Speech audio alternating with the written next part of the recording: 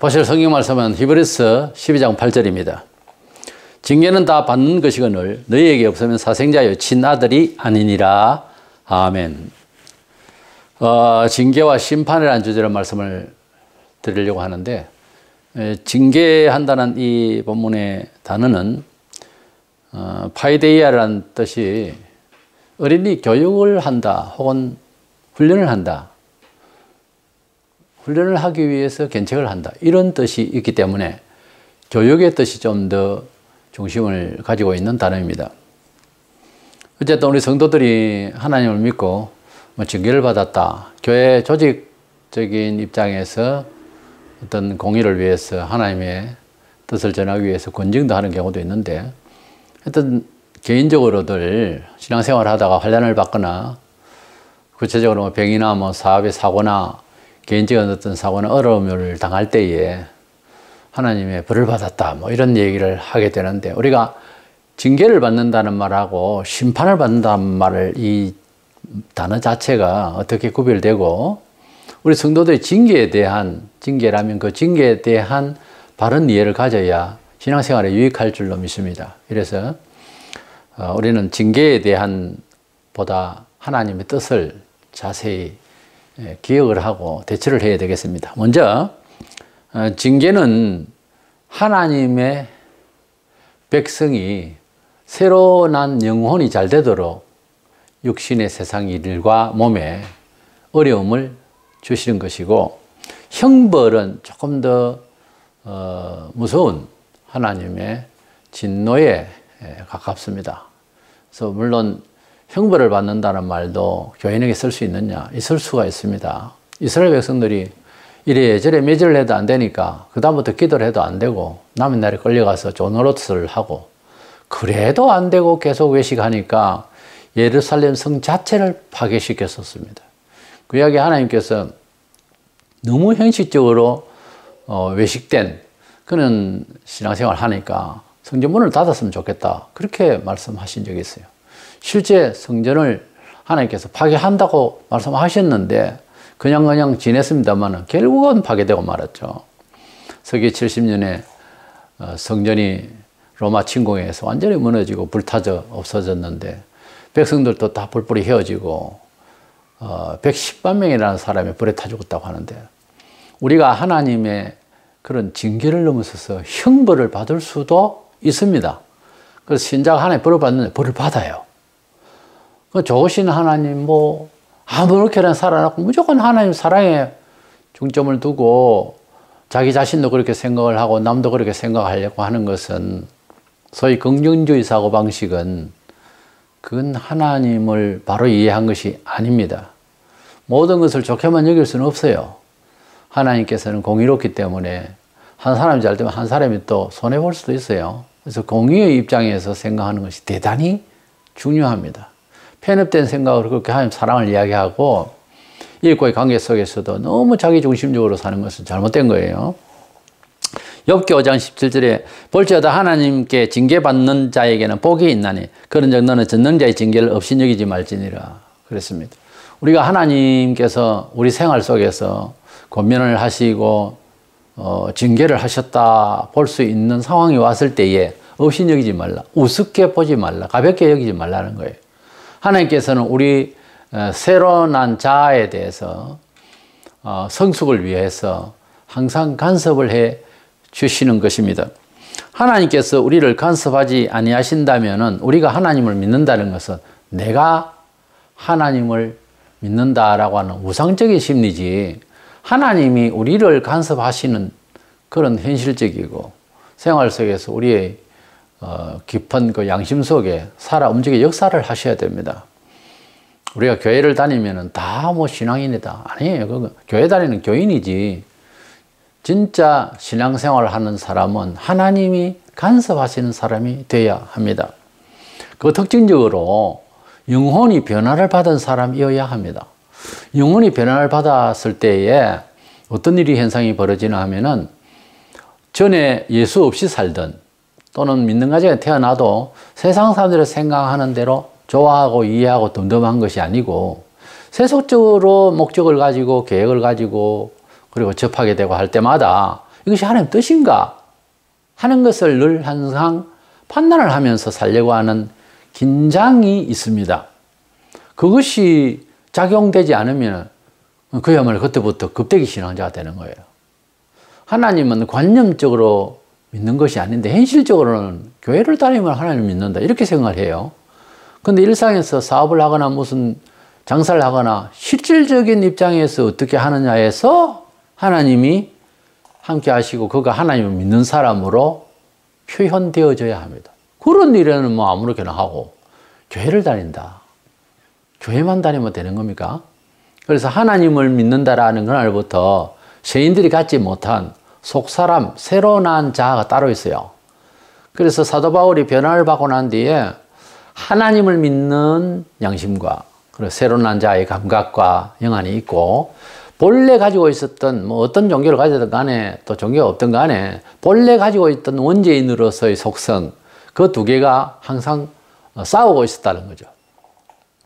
그렇게 서로 부딪히는 이 일은 불신자에게는 있을 수가 없어요. 없고 신자에게만 이것이 하나님 뜻이 아닌데 내가 왜 이렇게 사느냐 하고 괴로워할 수 있는 거죠. 가령 여러 종교가 있기 때문에 남의 종교에 존중해야 된다 이러면서 불교에 가서 목탁을 치고 연부를 외우고 어디 가서 뭐 제사를 드리고 이래 해도 비판하고 뭐 그렇게 할 정서라고 할까요? 종교적 심리라 할까요? 그건 작동하지 않습니다, 불신자들은. 그러나 그래 있다가 예수를 믿으면 예수 믿는 가정에 태어났던 어쨌든 하나님을 참신으로 알고 있는 사람인 이상 반감이 생겨요. 반감이 안 생긴다는 자체가 이상하고 반감이 생기면 안 된다는 말을 하는 그 사람도 심각한 사람입니다. 아니 불신자예요. 그렇게 돼버리면. 왜냐하면 성경에 하나님 외에 다른 사람을 섬기지 말라고 하는 계명으로 달랑 그냥 문자로 있는 것이 아니고 그것이 내 체질, 내 사상, 내 뼈대가 되어야 되는 겁니다. 그래서 하나님을 경외하고 예수님을 나의 천하없는 구주로 알면 다른 종파에서 말하는 여러 이슈화 되는 사회적인 여러 이야기도 귀에 들어오지 않습니다. 들어오자마자 바로 반감으로 다 튕겨나가는 거예요. 그리고 밀고 들어오면 대적을 하게 되어 있습니다. 이것이 새로 난 속사람을 살아 움직이고 있는 신앙자의 양심이에요. 전에는 그냥 지나가다가 사도 바울 같은 경우에 뭐 우상이 가득한 그 동네에 가서 막 화가 나는 거예요. 우리가 예수 믿고 난 뒤에는 그전에는 그렇게 생각을 안 했는데 점장이가 귀신행에 속해서 다른 사람에게도 속이고 있다는 그런 순간적으로 깨닫게 되는 그 이후로부터는 기분이 나쁜 거예요. 그런 사람, 그런 지역, 그런 그 현장이 기분이 안 좋은 거예요. 그것이 속 사람이 태어나서 속에 작용하고 살아있기 때문에 일어나는 현상이라는 것입니다. 교회도 하나님 앞에서 얼마든지 징계를 먹고 벌도 받을 수가 있어요. 영혼이 잘되게 하기 위해서. 불신자는 그게 아니지만 사도요한 당시에 소아시아 지방에 여러 수백 개 교회가 있다고 하는데 그 중에 대표될 만한 7교회를 선정을 하세요. 에베소, 스무나, 버가모, 두아디라, 라오디게아까지, 에스보도, 사빌라, 라오디게아까지 7교회가 나오는데 그 교회 중에서 스무나 교회와 빌라델비아 교회만 빼고 다 교회가 뭐 부흥된 교회도 있고 칭찬받을 만한 것도 있지만 회개해야 할 일이 있기 때문에 전부 그 두 교회만 빼놓고 성경 계시록 2장 3장을 보면은 회개하라. 회개 안 하면 죽는다. 이렇게 교회를 향해서 회개를 계속해서 하라고 명령을 하십니다. 계시록 3장 19절에 무릇 내가 사랑하는 자를 책망하여 징계하노니 그러므로 네가 열심을 내라. 회개하라. 그래서 교회는 불신자와 달리 뭐 그냥 세상이 그러려니 이렇게 생각 안 하고 하나님 뜻에 어긋나 있는 상태에 있으면 회개라는 말은 마음도 위치도 상황도 바꾸어 놓는 걸 말합니다. 체인지 하는 거예요. 하나님께로 향하게 하는 거죠. 수단으로서의 체인지가 아닙니다. 긍정적 사고 방식으로 뭐 그게 아니고 반드시 하나님께로 돌이킨다는 거예요. 방향과 설정과 방식을. 그래서 그렇지 않는 거는 다 회개해야 할 사정이라는 거예요. 어떻게 보면은 전 교회가 늘 회개해야 되는 거예요. 옛날에 설교는 멀쩡한 사람 같아도 항상 부흥 강사는 우리가 회개하도록 했다니까요. 요즘 그런 설교해요? 목사 자신이 회개를 하는데 누구 회개하라고 해야 되겠어요? 그래서 회개하라고 이렇게 말씀을 하셨던 거예요. 지금 현재 코로나 때문에 국제적인 것이 아니고 전 세계적으로 우울합니다. 얼마나 많은 사람이 지금 고통을 당하고 모두가 다 고통스럽죠. 자, 이런 경우에 작든 크든 개인이든 전체든 간에 이런 일들에 대해서 어떤 느낌으로 이해하고 접할 것이냐 하는 것이 성도들에게는 대단히 중요합니다. 세상 사람들은 그냥 병이 생기니까 의사들의 백신을 만들어 그것만 생각하지만 하나님의 섭리를 알아야 되는 겁니다. 지금 이 세계는 네트워크로 세계의 도덕성이라든지 정치성 모든 걸 다 알잖아요. 이제 보니까 형편없는 거예요. 전 세계가 형편없는 거예요. 지금. 과거와 달리 너무 죄를 많이 짓는 거예요. 이래서 하나님께서 전 세계적으로 지금 우한 바이러스를 통해서 경고를 하시는데 이런 가운데 한국 교인이든 외국 교인이든 기독교인은 하나님의 섭리라고 이해하고 우리에게는 어떤 식으로 이해하도록 하셨나 하면 회개할 것을, 경건할 것을, 원초적인 참 신앙을 회복할 것을 요구하시는 것으로 알아야 됩니다. 불신자들은 이래나 저래나 편안하게 살든 어쨌든 끝까지 예수 안 믿으면 지옥이지만은 어쨌든 그런 식으로 생각을 해야 된다. 개인적으로 예를 들어서 뭐 병이 들었다. 우한 바이러스가 아니라도 그랬을 때도 하나님께서 나를 잘되게 하시는 일이다 라고 하는 점을 빨리 각성하면은 무난히 지날 수 있어요. 근데 그거 모르죠. 또 예사로 생각하죠. 더 큰 게 옵니다. 또 모르죠. 인생은 그러려니 이딴 식으로 생각 쭉 가죠. 그러면 나중에는 한 단계 업돼서 징벌이 와요. 징벌의 그 끝은 죽음까지 옵니다. 말 한 사람은 죽여버려요. 이래서 하나님께서 우리에게 늘 항상 간섭을 하시고 늘 항상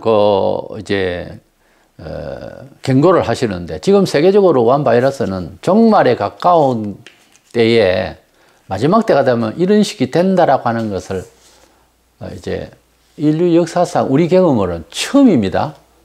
유럽이나 국제적으로 뭐 이렇게 큰 병이 있어서 수많은 사람이 죽고 거의 뭐 1억이 넘어 죽고 뭐 이런 경우가 있었지만은 또 전쟁을 통해서도 죽고 하지만 이렇게 온 세계가 마스크를 다 하고 이런 상황은 없었어요. 이것을 보면 하나님께서 마지막 경고는 어떻게 될 것이라는 걸 성도들에게 알게 하시고 또 세인들에게 가르치라고 하는 것 같아요. 그래서 종말이 되면은 의사가 손을 못 대는 병이 와요? 지금은 아니에요. 그 병이 오고 할 때는 세계 대전이 일어나고 천체의 변화가 오고 지진이 뭐 여기저기 없던 데도 막 일어나고 살기 굉장히 힘들 겁니다. 그리고 주님 오시기 직전에는 인구 3분의 1이 죽고 물도 그냥 쑥물이 되어서 먹고 마시다가 죽어버리고 전쟁이 아닌 전쟁이 있어요. 하나님이 직접 사람을 통해서 역사하시는 것도 있지만 완전히 진노하고 파괴를 합니다. 그랬을 때에도 회개하면 구원받아요. 근데 회개를 안 한다 이거예요. 우리 사람이 할 수 있는 일은 이 세상에서 제일 아름다운 말이 어떤 사람들은 사랑합니다. 이런 말이라고 하는데 나는 그렇게 생각 안 해요. 제일 좋은 말이 뭔데 그럼? 죄송합니다. 제가 잘못했습니다. 요 말을 못 해가지고 구원을 못 받아요. 요 말 한마디를 못 해가지고 알랑한 그 자존심 때문에 지옥 간다니까요. 하나님 제가 잘못했습니다. 요 한마디를 못 하는 거예요. 예? 친구와의 사이와 우리 사회 관계 속에서요. 제가 부족합니다. 제가 잘못했습니다. 이 한마디를 못해서 쓸데없는 속말로 똥고집을 가지고 그 실패하는 경우가 너무 많습니다. 그래서 겸손히 제일 첫째 언어가 제가 잘못했습니다. 그러는 거예요. 사람이 실수할 수 있고 부족해서 들어맞지를 못하고 알맞지를 못하고 그러니까 해가 되고 별의별 일로 부족한 거예요. 사람은 죄스러운 거예요. 제가 잘못했습니다. 제가 미처 생각을 못했으니 용서하세요. 이 말을 못하는 거예요. 이 말을 교만하고 뭐 잘 되고 이러면 고개가 빳빳해가지고 그러니 벌 받을 수밖에. 사람이 교만하면 하나님께서 물리치시고 겸손한 자에게 은혜를 주신다. 나는 사람을 볼 때 교회 안에서 은혜를 받았다 하는 간증을 듣거나 은혜 받은 현장을 보면 여러분은 무슨 생각을 합니까? 신비로운 생각을 할 거예요. 어떻게 하면 복을 받는 거, 안수를 받으면 되는가? 그렇게 무식한 생각을 가지고서 그렇게 이해하려고 그래. 그게 아니고요. 그분이 그래 안 보이도 자세히 이야기해 보세요. 겸손합니다. 뭔가 마음 바탕에 하나님을 두려워하고 겸손한 영이 있어요. 그래서 그가 복을 받은 거지. 대적 없이 안수받고 뭐하고 어떻게 하니 긍정적으로 사니까 어떻고. 아니에요. 성경에 있잖아요. 겸손한 자에게 은혜를 주신다고. 은혜를 받았다 싶으면 저 사람이 은혜를 받은 사람이다라고 인정이 되면 그 사람을 인격적으로 겸손한 사람이다. 여호와 하나님을 두려워하는 사람이다. 하나님을 인식하는 사람이다. 하나님이 저와 함께한다. 이렇게 이해하시기를 바랍니다. 그래야 그게 정상적인 이해입니다. 이래서 우리가 징계를 받는다 할 때는 하나님 백성을 더 백성답게 만들기 위해서 말을 안 들으니까 영혼이 잘 돼야 되는데 육신적인 모든 일에 징계를 하신다. 이래 이해하고 징계를 우습게 여기지 말고 쉽게 생각하지 말고 잘 받아들여서 내 양심에 회개를 촉구시키는 하나의 소재가 되고 하나님 사랑의 매로 알고 그렇게 수용하시기를 바랍니다. 두 번째 생각은 영원한 심판이 있어요. 이 영원한 심판은 내세에도 용서받을 수 없는, 천국에는 용서 못 받고 올라가는 거 하나도 없어요. 그러나 내세에는 용서를 전혀 받을 수가 없는 지경에서 벌 받는 것을 영원한 심판이라고 합니다. 어떤 거냐 하면은 예수님이 구주가 아니라든지 다른 종교에도 구원이 있다든지 부활을 부인한다든지 예수님에 대해서 여러 교훈들에 대해서 보편 진리를 무시하고 엉뚱한 소리를 하고 그래서 사후세계도 무시하고 성령님의 역사에 대해서도 무시하고 사람의 생각으로 모든 걸 해야 될 것 같이 떠들고 나는 이런 면에 있어서 볼 때에는 신학자 중에서 상당수가 구원을 못 받을 줄 알아요. 엉뚱한 소리를 해가지고 가르치니까. 그래서 하나님의 뜻대로의 중심에 대해서 지금까지 정말 역사적으로 전무후무해요. 존 칼빈이라는 사람은 사도시대, 사도 바울 이후에 그런 사람이 없어요. 신학자로서. 바울은 엄격히 말하면 신학자는 아니잖아요. 사도지. 특수 은혜를 받은. 신학자 중에서 칼빈만한 사람이 없어요. 하나님을 두려워하며 이해하기 시작하는 거예요. 성경을 항상. 하나님의 주권사상. 하나님의 예정. 주권을 하니까 하나님 다 알아서 하신다. 예정. 그것이 그렇게 중요했고 많은 사람들이 믿어보니까 그게 깨우쳐지는 거예요. 지금 나오는 뭐 개혁주의 신학이다 뭐다는 게 다 보면 거의 뭐 칼빈 것만 아니겠지만 칼빈도 어거스틴에게 담아 나와서 그 신학을 좀 성화시키고 했겠지만은 칼빈주의 신학에 칼빈의 신학에서 거기가 다 나오는 주석에 불과한 그런 책들입니다, 사실은.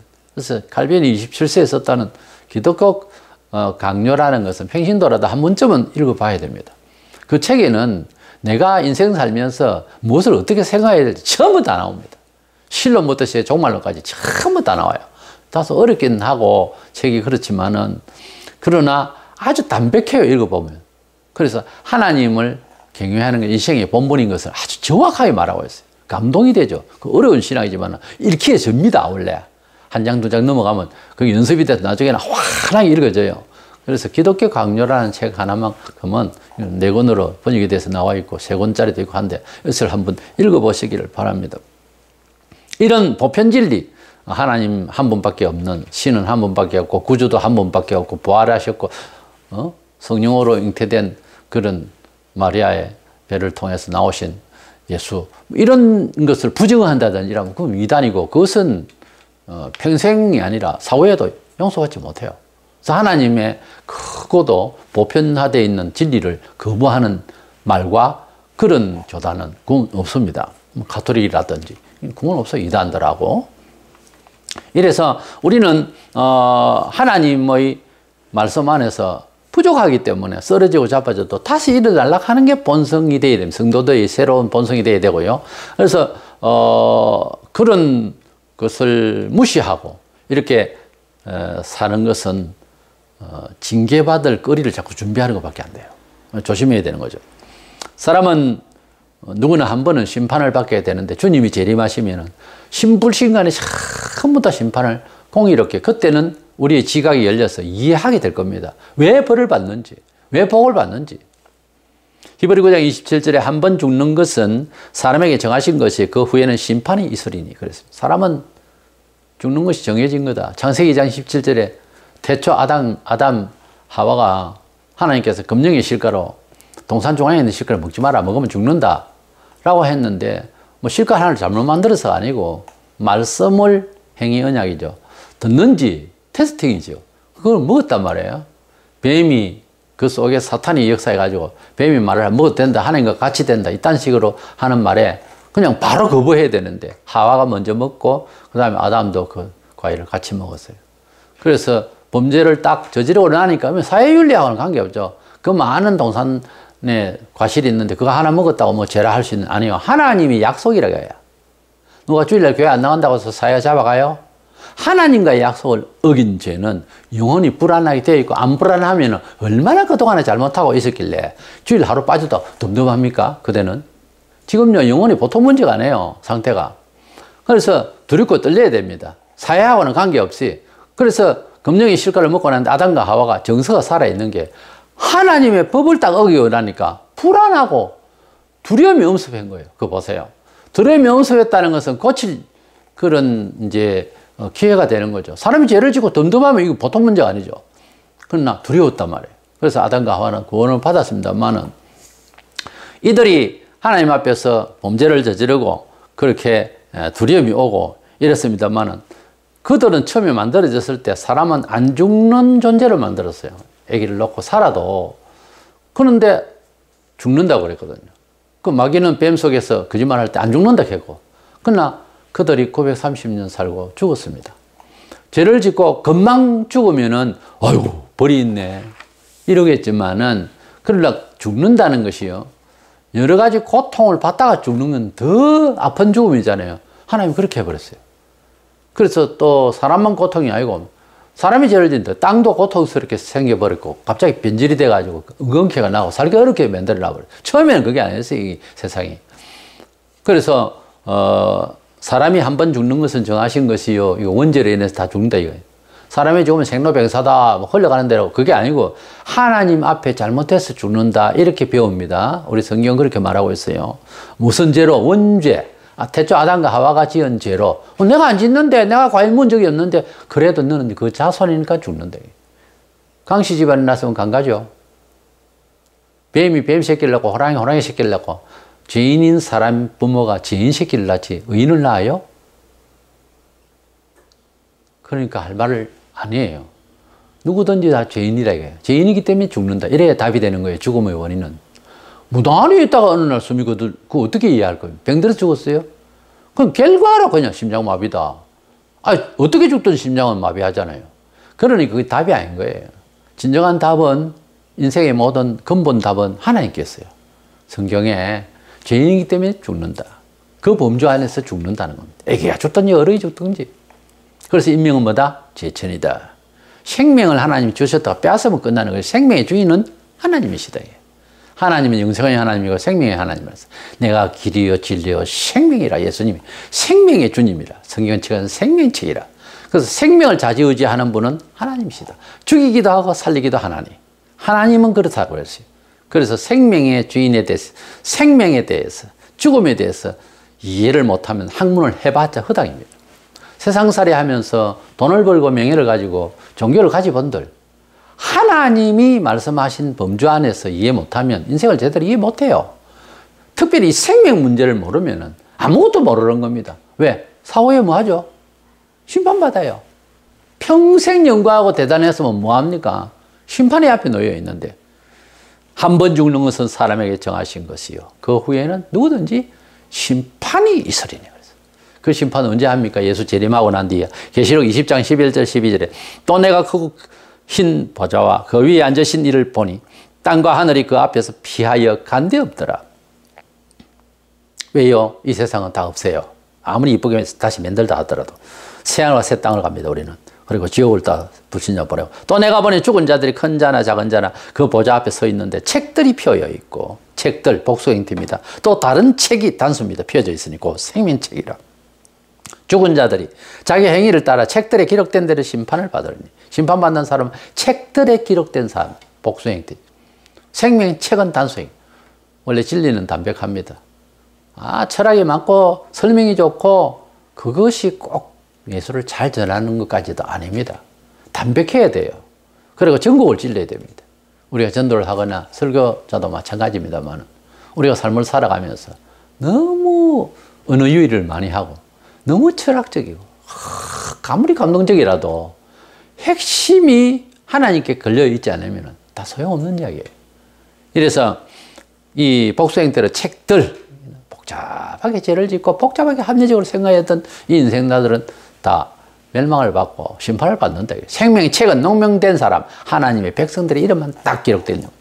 그들은 천국 가면서 이제 상을 받고 하늘로 올라가게 되고, 불신자들은 책들에 하나하나 기록했나. 세상 살면서 어느 순간 누구에게 어떻게, 세상 어떻게 살았는지를 그 욕심 짓고 하는, 내고 하는 살아가 자세하게 기록되어 있고 동영상 같이 쫙 돌려줄 겁니다. 확실하게 보여줄 겁니다. 자, 이랬던 네가 죄인이 아니냐? 이런 기회에 너 예수 믿을 수 있었지 않느냐? 이런 기회에 너 용서할 수 있었지 않느냐? 이런 기회에 너 정직할 이해가 있었지 않느냐? 다 이야기하게 되어 있습니다. 할 수 없죠. 가야죠. 어떻게 할 거예요? 이래서 그것을 힘보자 심판이라고, 마지막 우리가 천국 갈 때에 불신자들은 지옥 보낼 때에 제목을 참 상세하게 보여서 다 보냅니다. 이것을 영원한 심판이라고 그래요. 우리는 너무 짧은 근시안적인, 또 감각적으로도 이래서 그래서 그렇지, 영생, 영원히 지옥, 영원히 천국, 이거는 감각이 그렇게 와닿지 않잖아요. 기다리고 있을 뿐이지. 근데 그날에는 귀가 열려서 영생의 호흡이 가능하다는 거지. 불신자도 마찬가지라. 영원히 지옥 가 있다. 지금은 상상이 안 가. 그 불 뜨거운 데서 어떻게 살아? 영원히 가는 거야, 지옥에. 그러니 영원이라는 차원의 역사의식이 그때 가면 이루어진다는 거죠. 지금은 우리가 기다리고 있는 것이고요. 우리는 신앙생활을 잘 하도 못하면서 징계도 없었다, 괜찮은 것보다 복을 받았다. 아니요. 옵니다, 한 번은. 언제쯤요? 당장 형제가 괴롭고, 그래서 형제도 믿음이 약해져가지고 저놈의 손 저거 한번 죽어봐야 되겠다 하고 막 바래도 안 죽거든. 시편에도 그랬더니 악인이 더 잘 되고 있고 하면 어떻게 보면 환장하죠. 탁 맞아서 그냥 뒤져야 되는데 아니란 말이에요. 그런데 때가 되면요, 뒤집니다. 어떻게? 그냥 자연사 못 해요. 한참 두드려 맞아요. 그때 가보면 나중에 보나 지금 보나 같아요, 정서는. 그러니까 참아야 됩니다. 그래서 하나님께서 벌 하실 때 보면 나는 괜찮겠다. 아니요, 안 괜찮아요. 때가 되면 다 두드려 맞게 돼 있어. 안 맞는 게 이상한 거야. 히브리 5장 8절에 그가 아들이시면서 받으신 고난으로 순종함을 배워서, 그런 말이 있습니다. 예수님은 하나님의 아들입니다. 그런데 고난을 받았어요. 근데 고난을 받으면서 순종함으로, 그 고난으로서 순종함을 배웠다고 되어 있잖아요. 육신을 입었으니까 뭔가 노력이 필요하겠죠? 하나님께서는 아들이시라도 고난을 주셨을 때에 순종함으로 배웠다고 그래요. 근데 우리는 순종을 안 하려고 그래요. 교회에서 권징을 한다, 가끔. 요새는 권징도 하다 안 해. 잘못됐으면 공적으로 권징을 해야 되는데, 3개월 동안 수찬 정지라든지 무슨 수를 내야 되는데, 그 권징을 할 때 수용할 수 있는 사람은 죄를 안 짓고 그런 벌을 안 받고 있는 사람보다 더 나은 사람이에요. 수용할 줄 알 때. 죄가 없다고요. 정말 죄가 없어요. 근데 권징을 받아야 사람은요, 하나님 사랑이 적극적으로 지금 교회 조직 가운데서 임한 거예요. 그 수용하는 사람에게는. 근데 대부분 권징하면 다른 데 가버려. 싫다고.